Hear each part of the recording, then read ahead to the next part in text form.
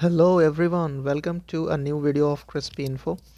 आज के इस वीडियो में हम बात करेंगे कि इंडिया का जो real GDP gross domestic product है उसका प्रोजेक्शन इस तरह से किया जा रहा है कि वो 6.4% जो है वो ग्रो करेगा इन फाइनेंशियल ईयर 2024 टू 2025 और ये 4 साल के अपने सबसे लो स्तर पे पहुंच जाएगा।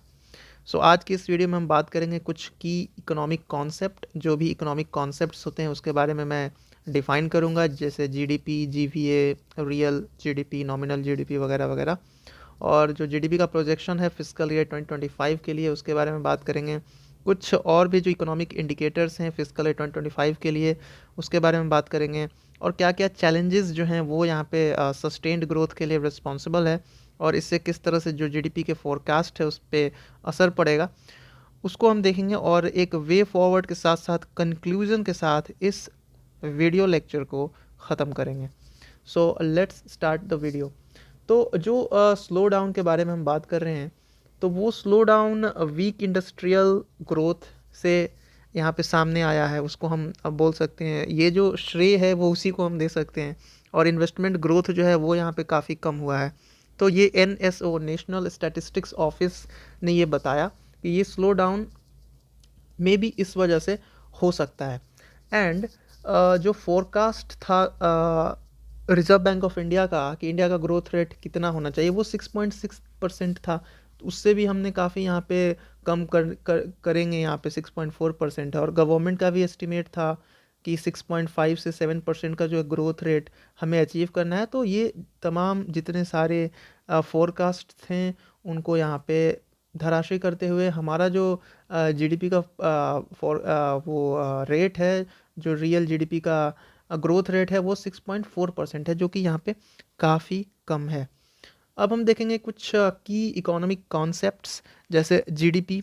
तो जीडीपी क्या होता है? तो GDP is defined as the total monetary और market value of all the finished goods and services produced within a country's border in a specific time period.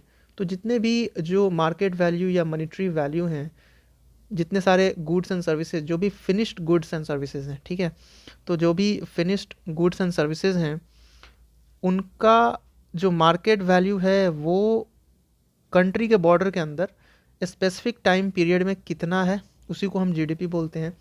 तो जीडीपी जो है वो यहाँ पे क्या मेजर करता है? Total output in the economy, ठीक है, टोटल आउटपुट का वैल्यू कितना है इकोनॉमी में।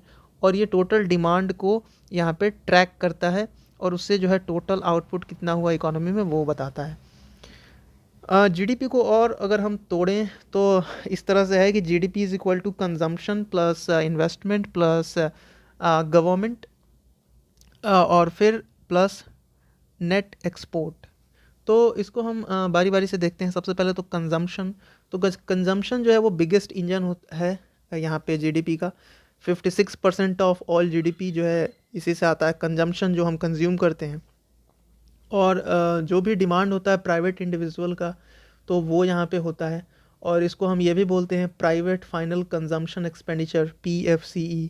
ठीक है, तो ये तो हो गया आपका कंजम्पशन। दूसरा है आपका इन्वेस्टमेंट। तो इन्वेस्टमेंट जो है वो सेकंड बिगेस्ट इंजन है। 32% जो है इन्वेस्टमेंट वो प्राइवेट सेक्टर बिजनेस करती है। जो भी डिमांड जनरेट करती है प्राइवेट सेक्टर बिजनेस तो वो इन्वेस्टमेंट होता है। और इसको ग्रॉस फिक्स्ड कैपिटल फॉर्मेशन भी बोलते हैं, क्योंकि कोई भी इन्वेस्टमेंट अगर आ रहा है तो उससे कैपिटल फॉर्मेशन हो रहा है, तो that is the gross fixed capital formation. जो थर्ड कंपोनेंट है वो है यहाँ पे G फॉर गवर्नमेंट। और ये जो है वो है demand for goods and services जो भी गवर्नमेंट जनरेट कर रही है, ठीक है। एंड इसको हम इसीलिए बोलते हैं government final consumption expenditure, GFCE, government final consumption expenditure. और फिर जो फोर्थ कंपोनेंट है that is NX, net exports. तो इसको हम कैलकुलेट इस तरह से करते हैं कि जो भी इंडियन इंपोर्ट है उसको हम सब्ट्रैक्ट करते हैं किससे? इंडियन एक्सपोर्ट से, ठीक है। तो इंडियन इंपोर्ट को हम सब्ट्रैक्ट करते हैं फ्रॉम द इंडियन एक्सपोर्ट। तो दैट इज़ कॉल्ड द यहाँ पे Indian export minus Indian import होगा। और like that is called the net export की ओवरऑल एक्सपोर्ट कितना हो रहा है और फिर माइनस कर देंगे कि ओवरऑल इंडिया में कितना सामान आ रहा है। तो that is the net exports. अब हम एक इम्पॉर्टेंट कंपोनेंट के बारे में बात करेंगे, that is nominal and real GDP. तो जो नॉमिनल जीडीपी होता है वो यहाँ पे करंट मार्केट प्राइसेस पे डिटरमाइन होता है, ठीक है, और ये इन्फ्लेशन से अफेक्ट हो सकता है, ठीक है। एंड जो रियल जीडीपी होता है वो यहाँ पे कांस्टेंट प्राइस जो कि 2011-12 का जो प्राइस है उस पे यहाँ पे होता है, और इसमें जो है इन्फ्लेशन को एडजस्ट किया जाता है। सो ओवरऑल जो भी इन्फ्लेशन का एडजस्टमेंट होता है, जैसे इन्फ्लेशन किसी देश में इन्फ्लेशन कंटिन्यूसली बढ़ रहा है और आपको अगर जीडीपी कैलकुलेट करना है तो इन्फ्लेशन को यहाँ पे मिनट इस तरह से कैलकुलेट किया जाता है कि इन्फ्लेशन एडजस्ट हो और जो वाकई में रियल जीडीपी निकले वो इस तरह से हो कि जितना भी इन्फ्लेशन हुआ है उसको यहाँ पे एडजस्ट किया जाए, उसको यहाँ पे मिलाया जाए, उसमें कैलकुलेट किया जाए कि हाँ अगर किसी पर्सन का जो मान ले 100 रुपये कमाता है इस साल, और उस इंसान का जो पैसा है वो यहाँ पे इन्फ्लेशन के वजह से, और आज भी वो 100 रुपये ही कमा रहा है, फॉर एग्जांपल वो अगर पिछले साल 100 रुपये कमाता था और आज भी 100 रुपये ही कमा रहा है, तो इससे इसका लॉस हो रहा है ना, क्योंकि इन्फ्लेशन तो यहाँ पे बढ़ते जा रहा है हर साल, तो उसको एडजस्ट किया जाता है। तो रियल जीडीपी इसीलिए काफ़ी ज़्यादा इम्पॉर्टेंट हो जाता है एक कॉमन मैन के पर्सपेक्टिव से। लेकिन अगर हम बजट बनाने के बारे में बात करें तो उसमें जो नॉमिनल जीडीपी है वो यहाँ पे इम्पॉर्टेंट हो जाता है, ठीक है। तो जो भी रियल जीडीपी होता है उसमें हम नॉमिनल जीडीपी में इन्फ्लेशन रेट को घटा देते हैं, and that is called the real GDP, क्योंकि इन्फ्लेशन को आपको कैलकुलेट नहीं करना है, इन्फ्लेशन को आपको जो है एडजस्ट करना है, इन्फ्लेशन बढ़ते जा रही है तो वही तो रियल जीडीपी होगा, राइट। अब हम बात करेंगे GVA, ग्रॉस वैल्यू एडेड। तो ये एग्जामाइन करता है कि कितना भी जो है वैल्यू ऐड किया गया मॉनेटरी टर्म्स में, बहुत सारे जो productive areas in the economy है तो उसमें कितना वैल्यू ऐड किया गया, और ये जो है वो ट्रैक करता है total output in the economy by looking at the total supply. For example suppose you make fruit jam, ठीक है, तो एक कंपनी है वो यहाँ पे फ्रूट ख़रीदती है और उसको यहाँ पे डायरेक्टली बेचती है, ठीक है, लेकिन एक कंपनी जो है फ्रूट खरीद के उसको जैम बना के बेचती है, तो इसमें वैल्यू एडिशन हुआ ना, तो that is called the value added component, ठीक है। तो ये ग्रॉस वैल्यू एडेड उसी तरह से होता है कि उसमें वैल्यू कितना ऐड किया गया, और राइट। अब हम देखेंगे कि जो जीडीपी है और जीवीए है ग्रॉस वैल्यू एडेड वो किस तरह से अलग है, ठीक है। तो जीडीपी में क्या होता है कि ओवरऑल जो आपका ग्रॉस वैल्यू एडेड हो गया, उसके साथ साथ जो टैक्सेस हो गए जो कि गवर्नमेंट अर्न कर रही है वो, और फिर उसमें हम माइनस कर देते हैं सब्सिडीज़ जो कि गवर्नमेंट दे रही है, ठीक है, तो दैट इज़ कॉल्ड जीडीपी। तो जीडीपी में ग्रॉस वैल्यू एडेड आ जाएगा, जो भी टैक्सेस जो है वो गवर्नमेंट अर्न कर रही है उसमें उसको जोड़ दिया जाता है, और फिर सब्सिडीज़ जो गवर्नमेंट दे रही है उसको यहाँ पे घटा दिया जाता है। तो इसमें क्या होता है कि अगर हम फॉर एग्जांपल देखा जाए तो जीडीपी जीवीए से कब कम होगी, तभी कम होगी जब गवर्नमेंट जो है बहुत ज़्यादा मनी जनरेट कर रही है टैक्सेस से, rather than it spent on subsidies. तो सब्सिडीज़ वो कम खर्च कर रही है लेकिन टैक्सेस बहुत ज़्यादा जो है लगा रही है, तो इसका मतलब जीडीपी ज़्यादा है। और जीवीए जो ग्रॉस वैल्यू एडेड है वो यहाँ पे कब ज़्यादा होगा जीडीपी से, जब गवर्नमेंट जो है बहुत ज़्यादा सब्सिडीज़ दे रही है in excess of its tax collections, तो टैक्स कलेक्शन से ज़्यादा सब्सिडीज़ दे रही है तो जीवीए जो है वो ज़्यादा हो जाएगा। एक कंपोनेंट है फिस्कल डेफिसिट। तो फिस्कल डेफिसिट में यही है कि सरकार जो है स्पेंडिंग काफ़ी ज़्यादा कर रही है ओवर इट्स इनकम। अगर आपका खर्च जो है वो काफ़ी ज़्यादा है, इनकम जो है वो काफ़ी कम है, तो आप फिस्कल डेफिसिट में चले जाओगे। और एक इम्पॉर्टेंट कंपोनेंट होता है कभी भी गवर्नमेंट फाइनेंस के हेल्थ को अगर मेजर करना है तो fiscal deficit is very important, और इस ये भी दर्शाता है कि गवर्नमेंट को कितना जो है बोरो करना है मनी फ्रॉम द मार्केट ताकि वो अपने एक्सपेंस को मीट कर सके, तो that is the fiscal deficit.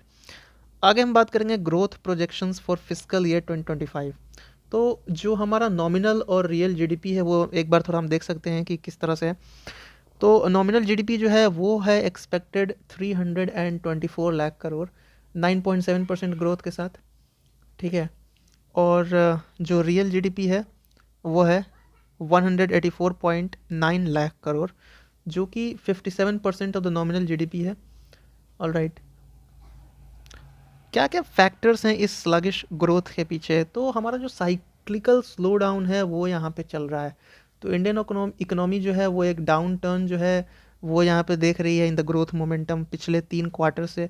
तो हम बोल सकते हैं कि बहुत सारे जो यहाँ पे जो कंपनीज़ हैं या फिर बहुत सारे जो क्वार्टर में हमने पिछले 3 क्वार्टर से ग्रोथ रेट देखा वो यहाँ पे काफ़ी कम है, तो एक साइक्लिकल स्लो डाउन भी हम बोल सकते हैं। दूसरा हम बोल सकते हैं कि यहाँ पे प्राइवेट सेक्टर का जो कैपिटल एक्सपेंडिचर है वो यहाँ पे काफ़ी कम है। गवर्नमेंट तो अपने हिसाब से स्पेंड कर ही रही है, लेकिन जो प्राइवेट सेक्टर की तरफ से कैपिटल एक्सपेंडिचर होना चाहिए वो यहाँ पे पर्याप्त नहीं है।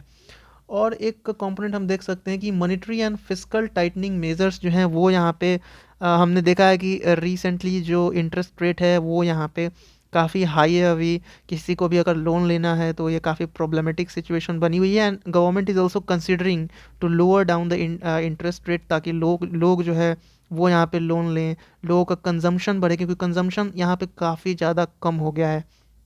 लेकिन उसमें फिर वही प्रॉब्लम है कि अगर आप इंटरेस्ट रेट कम करते हो देन प्रॉब्लम ये आएगी कि इन्फ्लेशन को आप कैसे एडजस्ट करोगे, क्योंकि इन्फ्लेशन बढ़ेगा।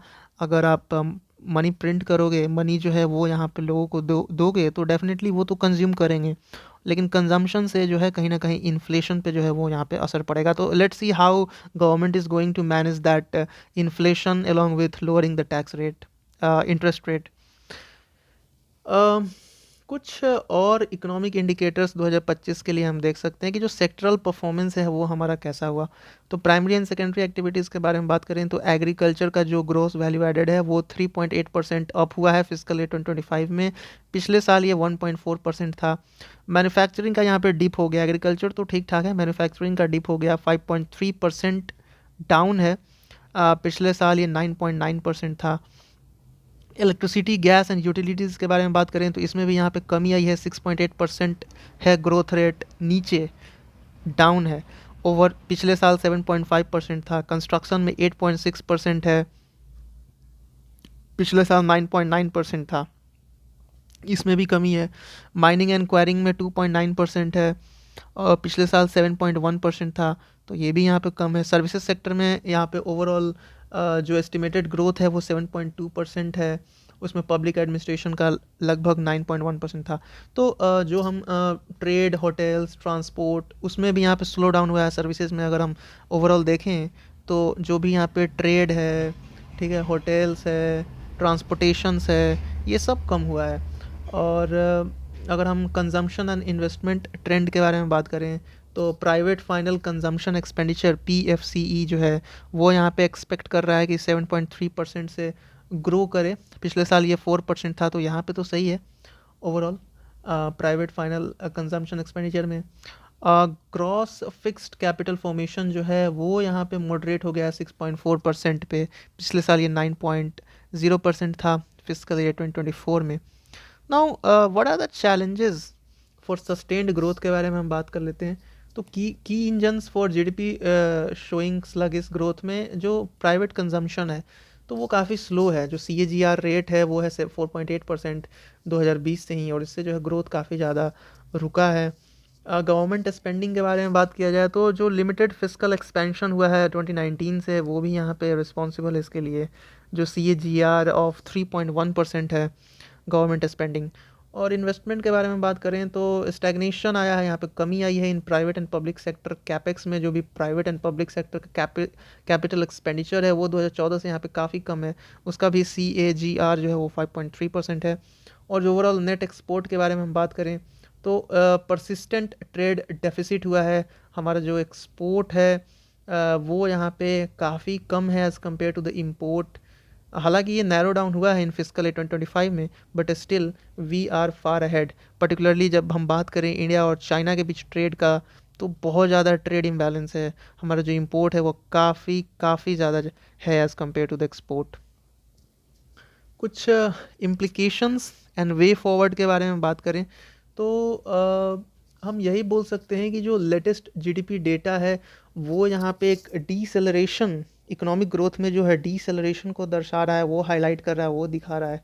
और इंडिया ने यहाँ पे हाई ग्रोथ रेट दिखाया था पेंडेमिक के बाद, और लेकिन अभी जो है वो हमारा थोड़ा सा यहाँ पे प्रॉब्लमेटिक सिचुएशन से हम जूझ रहे हैं। एंड अगर हम क्लोज़र लुक देखें तो economic growth of less than 5% जो है वो लगभग है फिजिकल ईयर 2020 से, और ये काफ़ी कम है क्योंकि अगर हमें 2047 तक एक डेवलप्ड कंट्री बनना है तो 7% एवरेज के साथ हमें ग्रो करना पड़ेगा, तब जाके हम एक डेवलप्ड कंट्री का स्टेटस ले सकते हैं। और जो हमारा लक्ष्य भी है 2047 तक विकसित भारत बनने का, तो वो तभी पूरा होगा जब 7% से जो है हम ग्रो करें। इसमें स्ट्रैटेजिक इंटरवेंशंस की ज़रूरत है, ठीक है। खासकर जो प्राइवेट कंजम्पशन है उसको यहाँ पे बढ़ाने की कोशिश करनी चाहिए, तभी जाके इन्वेस्टमेंट आएगा, और फिर प्राइवेट इन्वेस्टमेंट आएगा तभी जाके यहाँ पे ग्रोथ होगा। जो पब्लिक सेक्टर के कैपेक्स है, कैपिटल एक्सपेंडिचर, वो यहाँ पे इन्हेंस अगर किया जाए तो डेफिनेटली जो इकोनॉमिक ग्रोथ है उसको यहाँ पे एक ऊर्जा मिलेगी। एंड जो रूरल डिमांड है उसको यहाँ पे लेवरेज करना होगा, क्योंकि यहाँ पे रूरल डिमांड काफ़ी कम हुआ है। तो जो गांव के लोग हैं वो यहाँ पे ज़्यादा खर्च करें, उनके कंजम्पशन पैटर्न बदले, वो ज़्यादा कंज्यूम करें, और इससे जो है फिर जो अर्बन वेज ग्रोथ है उसको यहाँ पे इम्प्रूव करने की ज़रूरत है। तो जो भी अर्बन लोग हैं उनका जो वेज स्ट्रक्चर है, उनका जो पैसा है, मतलब जो एम्प्लॉयमेंट है, जो उनका सैलरी है, उसमें यहाँ पे इंक्रीज़ अगर हो तब जाके वो ज़्यादा खर्च करेंगे। तो रूरल डिमांड और urban wage growth is very important. With a conclusion हम लोग बोल सकते हैं कि इंडिया का जो जीडीपी ग्रोथ ट्रैजेक्टरी है 2025 में, वो एक स्ट्रक्चरल चैलेंज शो कर रहा है।